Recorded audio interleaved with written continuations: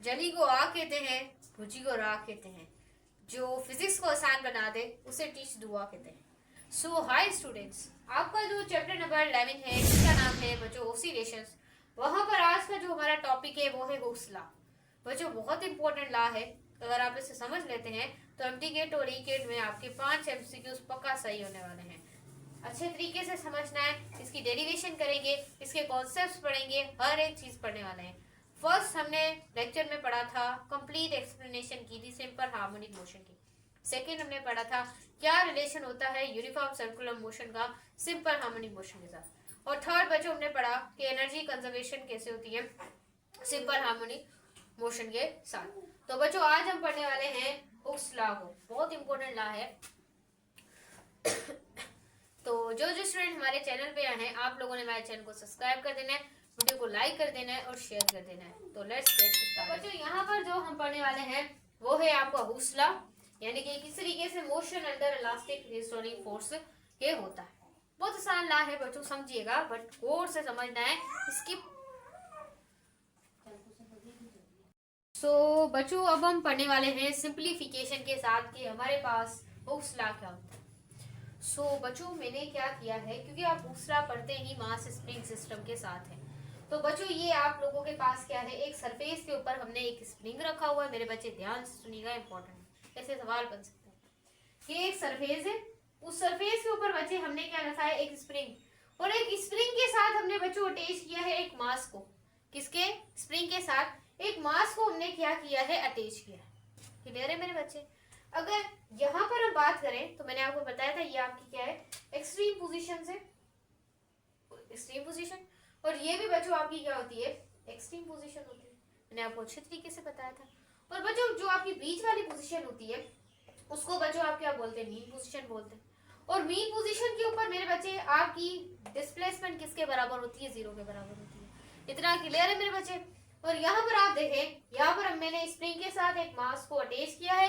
कौन सी पोजीशन है, mean position है, जिसके ऊपर आपकी जो डिस्प्लेसमेंट है वो किसके बराबर है, 0 के बराबर है। समझ आया मेरे बच्चे?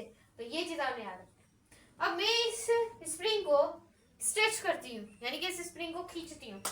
देखिए बच्चे क्या करती हूँ मैं, इस स्प्रिंग को ऐसे करके, ऐसे स्प्रिंग की इसको मैं इस तरीके से ऐसे करके बच्चों खींच रही हूँ। तो ये इस तरीके से खींच सा गया, क्या हुआ, खींच सा गया। और मैं इस मास को यहाँ से होल्ड करके रख रही हूँ, तो ये मास किच किच किच किच किच किच किच किच किच किच करके ये स्प्रिंग यहाँ पर आ गया, बेचारा ऐसे हो गया। मैंने यहाँ पर इसको एक्सट्रीम पोजीशन पर इसको पकड़ा हुआ है। अब यहाँ से पीछे इसके ऊपर जो रिस्टोरिंग फोर्स है वो इसे रिस्टोर कर रही है कि मास जल्दी जल्दी स्प्रिंग यहाँ पर आ जाए।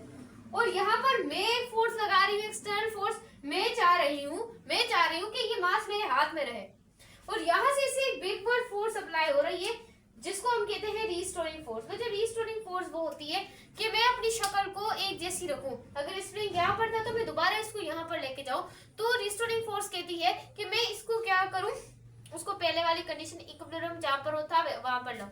तो बच्चों मैं यहाँ से जैसे इस मास को मैंने पकड़ा हुआ है, तो मैं जैसे इसको छोड़ दूंगी तो ये स्प्रिंग पीछे चला जाएगा इस कंडीशन पर। तो बच्चों यहाँ पर क्या हो गई, आपकी स्प्रिंग्स में कौन सी फोर्स होती है, इलास्टिक फोर्स। और बच्चों यहाँ पर पीछे इसके ऊपर बैकवर्ड फोर्स लग रही है बस। तो इसकी डेफिनेशन थोड़ा आप देखिएगा, मैंने कॉन्सेप्ट पढ़ा दिया है, ये याद रखिएगा। आपकी जो इलास्टिक जो रीस्टोरिंग फोर्स होती है मेरे बच्चे, इलास्टिक रीस्टोरिंग जो फोर्स होती है वो डायरेक्टली प्रोपोर्शनल होती है मेरे बच्चे। क्या होती है, डायरेक्टली प्रोपोर्शनल होती है। मैम किसके डायरेक्टली प्रोपोर्शनल, ये थोड़ा सा आप अंडरस्टैंड कर दीजिएगा। क्या होती है, डायरेक्टली प्रोपोर्शन होती है। इसके मैम डायरेक्टली प्रोपोर्शन होती है displacement of the mean position, displacement of the mean position. Clear है मेरे बच्चे? तो यहाँ पर मेरे बच्चे आई होप मेरे बच्चे आपको क्लियर हुआ हो। यहाँ पर देखिए, यहाँ पर देखिएगा जो आपकी रीस्टोरिंग फोर्स है वो डायरेक्टली प्रोपोर्शन है किसके मैम, डायरेक्टली प्रोपोर्शन है आपकी नेगेटिव डिस्प्लेसमेंट की। यही चीज मैंने आपको बताई थी, बिल्कुल मैम आप यही चीज बता रही थी। याद देखिए, रीस्टोरिंग फोर्स आपकी डायरेक्टली प्रोपोर्शन होगी नेगेटिव डिस्प्लेसमेंट की। क्योंकि याद रखिएगा मेरे बच्चे, अगर ये एक ऑब्जेक्ट है, this is a object, this is object. अब इस ऑब्जेक्ट के ऊपर बच्चों ये ऑब्जेक्ट पड़ा हुआ है, कोई ना कोई मास पड़ा हुआ है, इसके ऊपर मैं बच्चों फोर्स अप्लाई करती हूँ। फोर्स अप्लाई करने से आपको पता होना चाहिए हमेशा जो डिस्प्लेसमेंट होगी वो चाहेगी कि मैं हमेशा टूवर्ड्स द मेन पोजीशन, ये मेन पोजीशन है, एक्सेलरेशन चाहेगी कि मैं हमेशा क्या रहूं, मैं टूवर्ड्स द मेन पोजीशन। लेकिन जो डिस्प्लेसमेंट होता है वो बच्चों इस साइड में कवर होता है, राइट साइड पे कवर होता है। इस वजह से बच्चों आपकी फोर्स और जो डिस्प्लेसमेंट है उसकी डायरेक्शन डिफरेंट होती है, क्योंकि एक्सेलरेशन क्यों प्रोड्यूस होती है आपको पता है, फोर्स की वजह से एक्सेलरेशन प्रोड्यूस होती है। इस वजह से बच्चों हमने क्या लिखा है, नेगेटिव लिखा।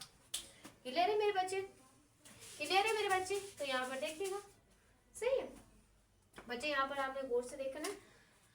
अब बच्चों अगर मैं एफ एस को यहाँ से रिस्टोरिंग फोर्स को डायरेक्टली का अगर हम साइन को यहाँ से रिमूव करते हैं मेरे बच्चे, तो आपने गौर से देखनी है चीज को जो मैं आपको बताना चाह रही हूँ। देखिएगा मेरे बच्चे, देखिएगा यहाँ पर आ जाएगा -k/x। तो बच्चों this is a general formula of the Hooke's law. तो ये बच्चों परफेक्टली हुक्स लॉ का क्या है, फॉर्मूला है। क्लियर है मेरे बच्चे? अगर मैं यहाँ पर कांस्टेंट जो है this is a k is a spring constant, k क्या है मेरे बच्चे, it is a spring constant. Clear है, बिल्कुल क्लियर है माय स्टूडेंट्स? तो यहाँ पर देखिएगा। अब बच्चों अब हम कांस्टेंट की वैल्यू निकाल के इसका फॉर्मूला भी देख लेते हैं। कांस्टेंट की वैल्यू निकाल कर इसका फॉर्मूला भी देख सकते हैं। तो ये f अपॉन क्या आ जाएगा, x आ जाएगा। क्लियर है मेरे बच्चे? तो यहाँ पर देखिएगा फोर्स का यूनिट क्या होता है, न्यूटन मैम, डिस्प्लेसमेंट का मीटर, ऊपर जाएगा तो न्यूटन मीटर इनवर्स हो जाएगा। This is a perfectly unit of the Hooke's law. Clear है मेरे बच्चे? बच्चे क्लियर होता है तो यस किया करें। मैंने अभी आपको बोला है कि अगर आप किसी सरफेस के साथ अगर किसी स्प्रिंग को कॉइल करें और कोई मास अगर रख देते हैं साथ में, तो मास रखने से वो स्प्रिंग के हम फोर्स अप्लाई करते हैं, स्प्रिंग स्टेच होता है, यहाँ पर पीछे से एक रीस्टोरिंग फोर्स खींच रही होती है, एक तरफ से हम उसे खींच रहे होते हैं। फिर जब दोबारा से बच्चों वो इस तरीके से देखें हम छोड़ देते हैं तो स्प्रिंग जल्दी से अपनी उस पोजीशन पे आ जाता है। इतना क्लियर है?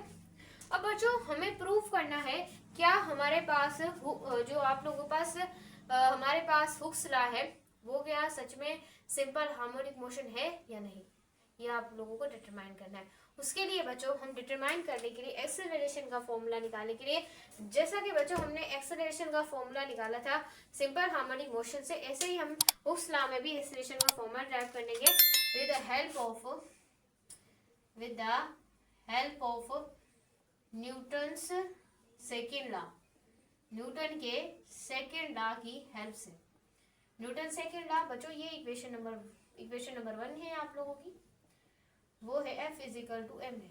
दिस इज अ परफेक्ट बच्चों, ये ना मैकेनिक्स में बहुत बड़ा किरदार अदा करता है ये वाला फॉर्मूला।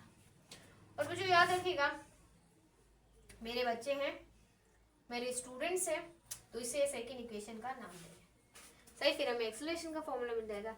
अब बच्चों अगर हम कंपेयर करें इक्वेशन 1 को एंड 2 को, जरा गौर कीजिएगा मेरे बच्चे।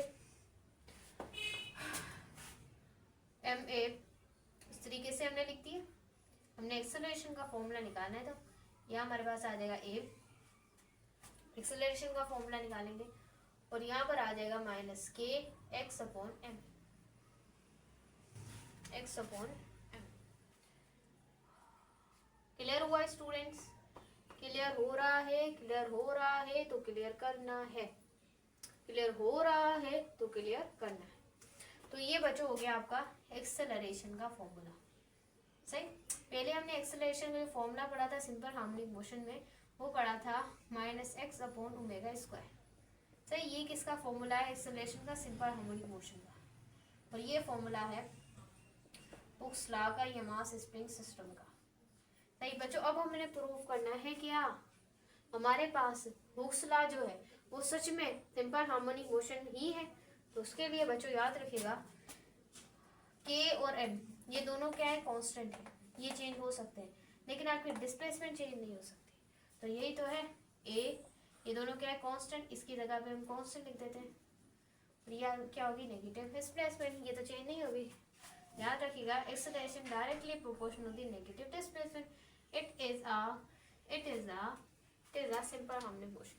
तो आपका हुक्स लॉ भी क्या है जो मास स्प्रिंग सिस्टम में, वो भी एक तरह का बच्चों क्या है मेरे बच्चे, आप लोगों को पता है कि वो आपका सिंपल हार्मोनिक मोशन है. तो मेरे बच्चे यहाँ पर देखिएगा, अब मुझसे काफ़ी ज़्यादा स्टूडेंट सवाल करते हैं कि मैम आप बहुत ज़्यादा तेज़ बोलते हैं. तो बच्चों शोर हो जाता है ना, शोर वरना हो जाए. अगर मैं आहिस्ता अगर बात करूँ तो आप समझिएगा. फिर आज शोर नहीं है तो मैं क्लियरली आपको पढ़ा पा रही हूँ, तो ज़रा आपने गौर से देखना है. मम्मा तो बच्चों हम देखने वाले हैं हुक्स लॉ में कि टाइम पीरियड का फॉर्मूला क्या होने वाला है और फ्रीक्वेंसी का फॉर्मूला क्या होने वाला है. सही बच्चों, क्लियरली समझेंगे, डेरिवेशन करेंगे और समझेंगे. क्लियर है माय स्टूडेंट? तो याद रखिएगा टाइम पीरियड क्या होता है. Time taken to complete one revolution. Time take करके हम कोई भी एक रेवोल्यूशन को कंप्लीट करते हैं, उसे आप सिंपलीफाई क्या बोलते हैं, टाइम पीरियड. मुझे पहले भी मैंने आपको फर्स्ट वीडियो में बताते जा रही हूँ, तो बच्चों आपको देखना पड़ेगा. T इज इक्वल टू बच्चों 2 पाई ओमेगा, इसका क्या होता है, फॉर्मूला होता है. लेकिन बच्चों हमें ओमेगा की वैल्यू लिखेंगे, एंगुलर वेलोसिटी की वैल्यू लिखेंगे, तभी हमें टाइम पीरियड मिलेगा. तभी तो सबसे पहले बच्चों जो हमने सिंपल हार्मोनिक मोशन में जो फॉर्मूला किया था ड्राइव, उसको आपने गौर से देखना है. फिर अभी बच्चों जो आपका डेरिवेशन से फॉर्मूला आया था एक्सेलरेशन का, उसको भी बच्चों आप लोगों को अच्छे तरीके से देखना पड़ेगा. हमने अभी जो आपकी एक्सेलरेशन है उसका फॉर्मूला भी ड्राइव किया था, यही फॉर्मूला ड्राइव किया था बिल्कुल. और जो सिंपल हार्मोनिक मोशन की जो एक्सेलरेशन है उसका फॉर्मूला होता है -k/ओमेगा. ये वाला फॉर्मूला होता है. और जो अभी जो हमने फॉर्मूला ड्राइव किया एक्सेलरेशन, क्योंकि जो हम जिस टॉपिक की बात कर रहे हो वैसे ही हमारा सिंपल पेंडुलम है. सिंपल पेंडुलम के साथ हम ये 3 फॉर्मूला को रिलेट करवाएंगे और जो सिंपल हार्मोनिक मोशन है उसको ड्राइव करेंगे. सही, जो इसका फॉर्मूला है और जो आप सिस्टम के अकॉर्डिंग निकाल रहे हैं. तो यहाँ पर देखें कि x/m हो जाएगा माइनस. तो ये second formula, equation 1 and equation 2 को कंपेयर करें और ओमेगा की वैल्यू मिल जाएगी, वैल्यू मिलेगी, ओमेगा की वैल्यू मिलेगी, उसको पुट करेंगे, टाइम पीरियड का फॉर्मूला. सही है बच्चे, यहाँ पर देखें आप लोगों के पास हो. तो बच्चों यहाँ पर आपने देखना है जो आपका x ओमेगा स्क्वायर होगा और -k x/m होगा. क्लियर है माय स्टूडेंट? तो x से x आपका क्या हो जाएगा, कैंसिल हो जाएगा. तो बाकी बचा आपका ओमेगा का बचेगा k/m. सही, ये वाला आप लोगों के पास बचेगा. अब बच्चों जब भी हमें स्क्वायर खत्म करना पड़ता है तो हम लेटर्स के ऊपर क्या लगाते हैं, एक रेडिकल लगा लेते हैं. क्या लगाते हैं, they put on the radical हम लगा देते हैं. And equation 1. तो बच्चों यहाँ पर जो आपका एंगुलर वेलोसिटी है उसके ऊपर हम रेडिकल k/m के ऊपर रेडिकल लगा देंगे. समझ आया? तो ये वेलोसिटी का आपके पास क्या निकल गया, फॉर्मूला. अब टाइम पीरियड में पुट कर लेते हैं 2 pi is equal to delta k/m. तो बच्चों डिनोमिनेटर में ऊपर नोमिनेटर ऊपर जाकर डिनोमिनेटर में इसको कर लेते हैं, तो 2 पाई हो जाएगा डेल्टा m/k. तो बच्चों this is a formula of the time period. अब बच्चों आपको फ्रीक्वेंसी का पता है, फ्रीक्वेंसी इज द रेसिप्रोकल होती है किसके, टाइम पीरियड के. और frequency number of cycle, number of oscillation जो भी कंप्लीट हो 1 सेकंड में उसे बोलते हैं. तो फ्रीक्वेंसी का जो फॉर्मूला होता है 1/2y हो जाएगा. इसी फॉर्मूले को k/m कर लें. This is the formula of the frequency. Simple था ना बच्चों, बहुत सिंपल होता है. आपको समझ नहीं आते कॉन्सेप्ट्स, क्योंकि आपको फिजिक्स पढ़ाने वाला खुद सही तरीके से पढ़ा नहीं होता. तो आप जब भी फिजिक्स किसी के पास पढ़ें तो आप लोगों को कॉन्सेप्चुअल टीचर के पास पढ़नी चाहिए, अदर टीचर के पास नहीं पढ़नी चाहिए. जिससे खुद को कॉन्सेप्ट ना पता हो वो आपको क्या पढ़ाएगा. तो अच्छी लगे तो लाइक सब्सक्राइब कीजिएगा.